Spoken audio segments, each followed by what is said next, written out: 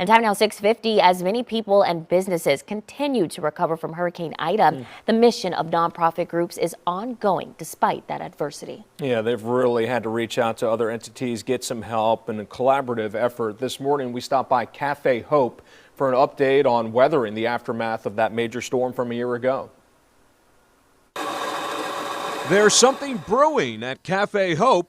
In addition to lattes and cappuccinos, there's also a renewed purpose. We just want to help young people, right? We try to find young people and give them the skills they need to succeed in life. Answering the call to help at-risk youth, Cafe Hope has served 600 young people since opening its doors in 2010. It also helps you cope through a lot of things if you want to talk to somebody or you feel like you're going through problems at home. But the mission facing adversity after the previous location was damaged extensively last year by Hurricane Ida. 100% roof failure. We came in the next day and there was just water everywhere. Following a 4-month remediation process and major fundraising efforts, including the support of the Emeril Lagasse Foundation, a massive $4 million renovation is currently in the works. See what the plans are, to see where it's going, that they can provide more access, more opportunities for more young people in this community. That's really exciting. Without the Lagasse Foundation, we probably wouldn't be in existence.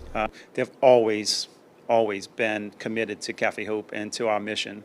An expanded kitchen and teaching space will offer more extensive learning experiences to help future students find their voice and calling.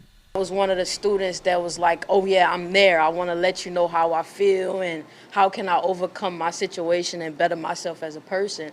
And me being in that program, it also made me a better chef. I've been learning how to cook certain things. You know, I cook a lot, and that's something that I love doing. If I could just share my experience with a lot of people, I would. They're learning a whole series of sets and skills here to become business owners as well. Not just back of the house or front of the house, but actually owning the business. And with the expansion of facilities come more resources for the community. We need to start putting a hand out to their families as well. So that's something that's in the future for us when the new building's finished up.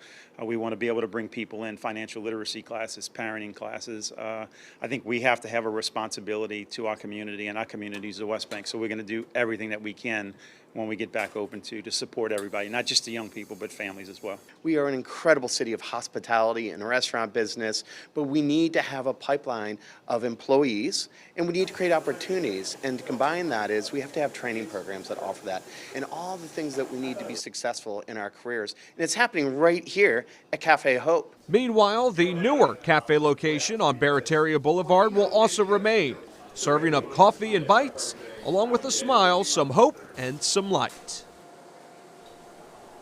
You know, the people at Cafe Hope are fantastic in helping out hundreds of students along the way. So they're hoping the major renovation will be complete by sometime next year and have that great facility up and running. But wishing them all the best, continued success here in the community.